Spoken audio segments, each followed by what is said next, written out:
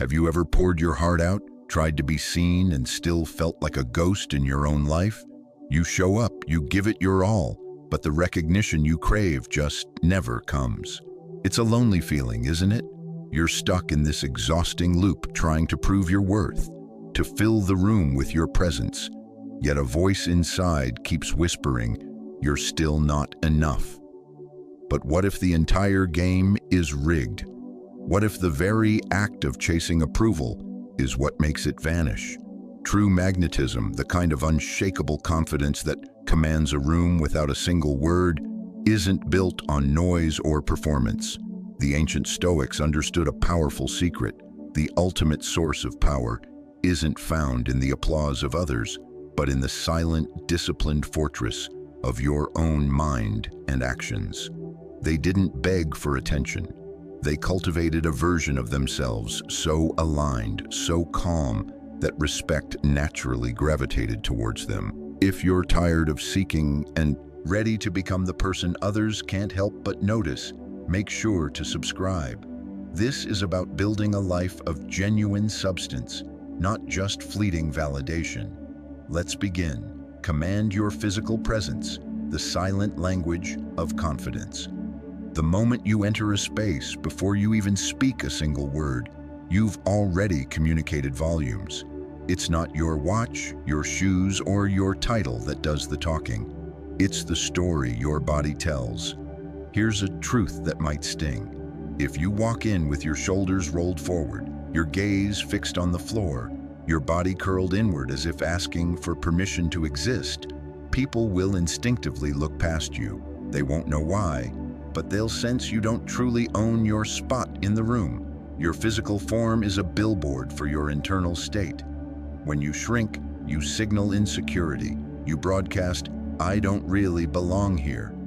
But the moment you decide to stand tall, spine elongated, shoulders back and relaxed, head held high, you flip the script. You're no longer asking for a seat at the table. You're claiming your place at the head of it. This isn't about puffing your chest out to intimidate. It's about alignment. Imagine entering a room not with nervous energy, but with a grounded, powerful stillness. How would that shift your reality? This is the confidence that comes from within, the kind that doesn't need a single like or compliment to sustain it. By standing tall, you give yourself the approval you've been seeking from everyone else. It's a profound internal shift that rewires how you feel and how the world perceives you. Align your body with the strength you wish to embody, and your mind will have no choice but to follow. But let's be clear, this isn't a mask you put on. It's not about standing rigidly, pretending to be someone you're not. It's a practice. Each time you consciously correct your posture, you're not just stretching your spine.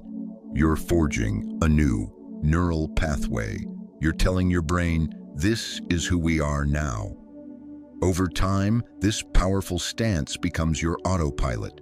Your body becomes a living, breathing monument to your inner resolve. What if I don't feel confident, you might ask? How can I stand tall when I feel small inside? This is where the magic of body language lies. You don't wait for the feeling to take the action. You take the action, and the feeling follows. It's a feedback loop. Your body broadcasts strength, and your mind, listening intently, starts to believe the broadcast. You might not be the most powerful person in the room yet, but by standing as if you are, you begin to shift your internal narrative. Practice this, and soon, the posture isn't a performance. It's your reality. You'll notice a shift in how people treat you. They'll respect your space not because you demand it, but because your energy is so rooted, it commands it. You stop seeking validation and start radiating it. That's when your true power emerges. Your words carry more weight. Your opinions are considered. You are no longer overlooked. You've simply aligned your outer shell with the powerful person you've always been inside. It's not about being loud. It's about being undeniable. Stand like someone who knows their worth, and the world will stop asking you to prove it. Refine your speech, the weight of silence. Have you ever been in a conversation with someone who talks endlessly, yet by the end, you realize they said absolutely nothing? It's exhausting, isn't it? Now contrast that with someone who speaks rarely, but when they do, every syllable lands with the force of a hammer. What's the difference? It's not the quantity of words, but their density. Clean speech is the art of saying more by speaking less.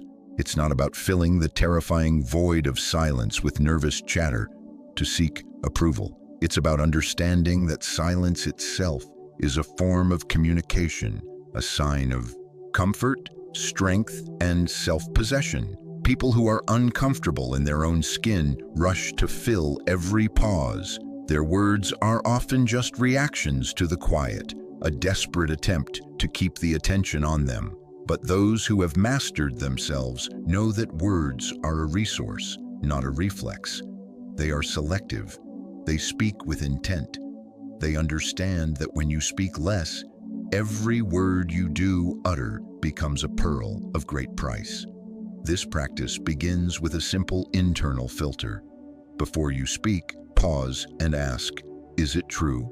Is it helpful? Is it kind? If it fails any of these tests, let it die in the silence. This discipline extends inward to the conversation you have with yourself. How often do you call yourself names in your own head? I'm so stupid. I'm such a loser. I can't do this. We dismiss these as fleeting thoughts, but they are seeds. Plant a seed of I am weak, and you will water it with actions that prove it.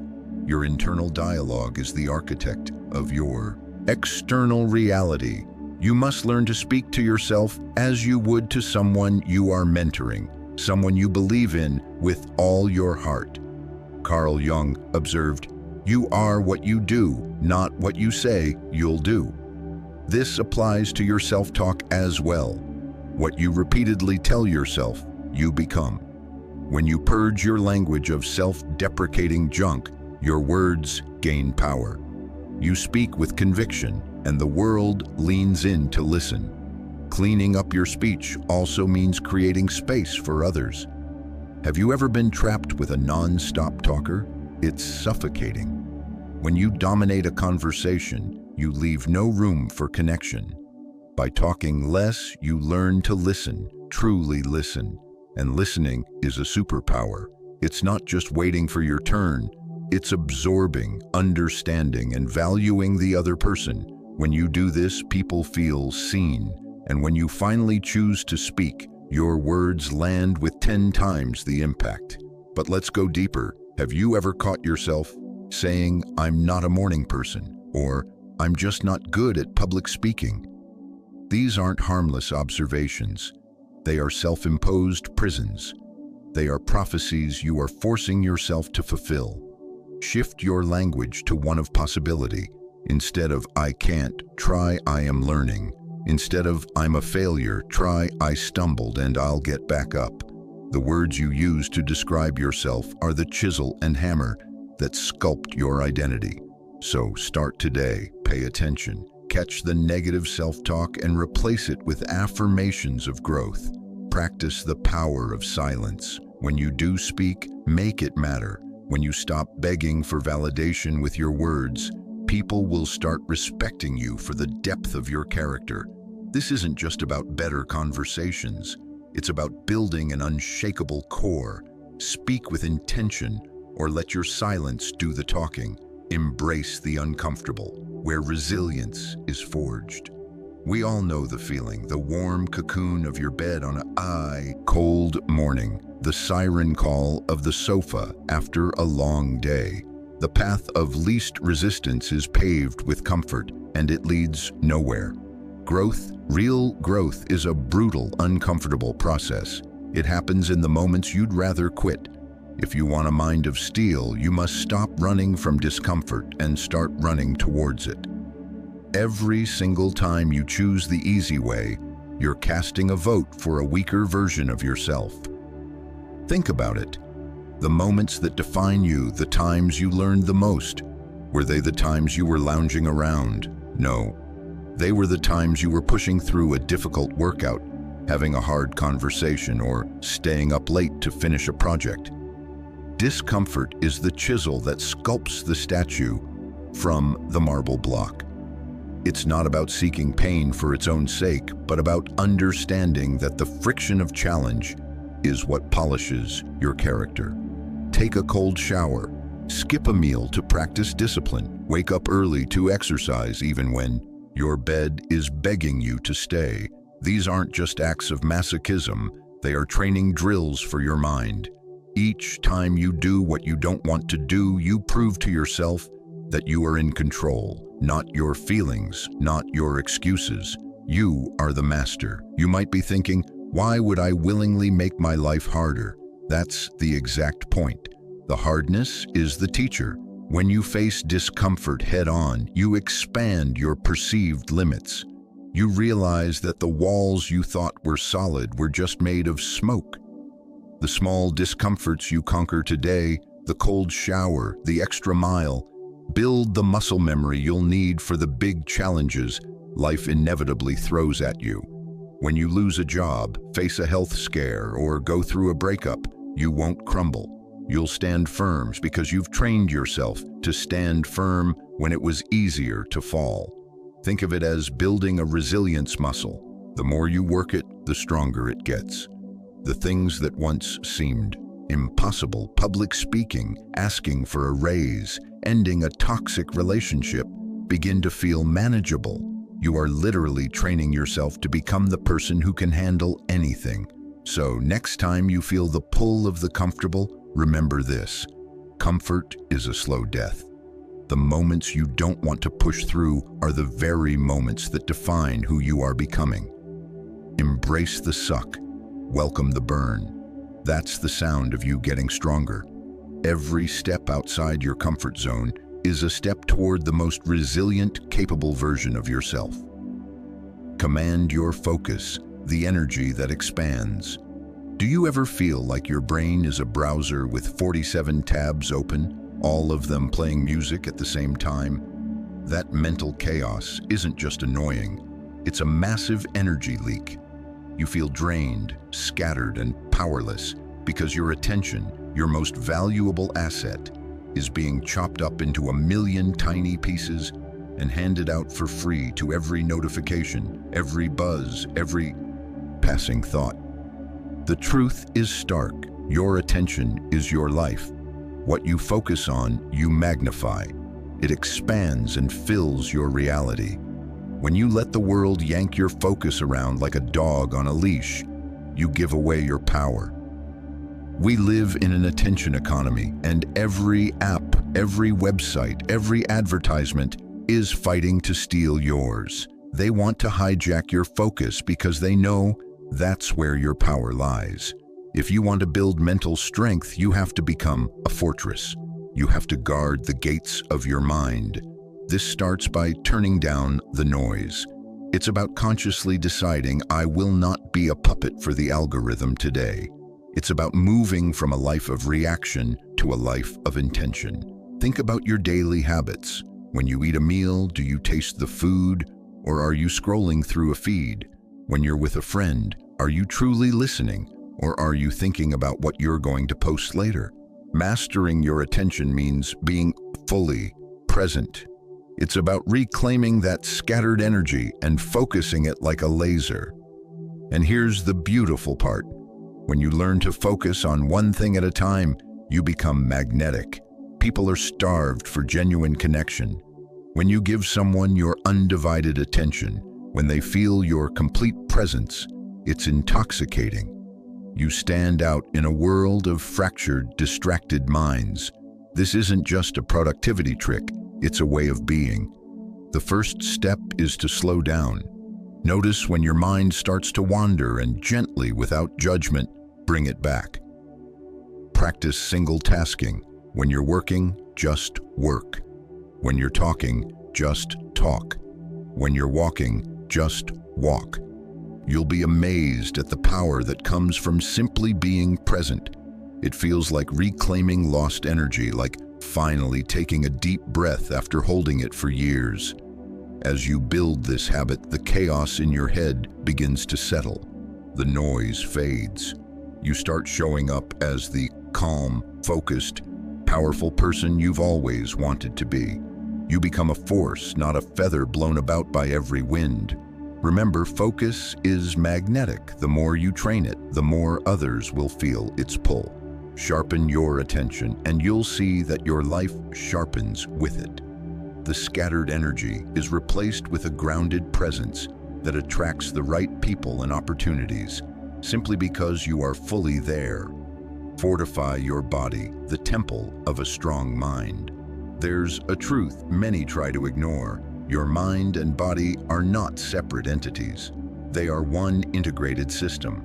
If you let your body go soft, don't be surprised when your mind crumbles under the slightest pressure. We all like to think we'll rise to the occasion in a crisis. But you don't rise to the occasion. You fall to the level of your training. So if your training has been avoiding the gym and binging on the couch, your foundation is sand. This isn't about vanity. It's not about impressing people with your biceps. It's about building a physical vessel capable of housing a strong mind. Physical training is the gym for your willpower. Every rep, every mile, every held plank is a conversation with yourself. You are teaching your mind how to endure, how to push past the voice that says stop, how to stay calm and composed even when your muscles are screaming. Jung said, "What you resist persists."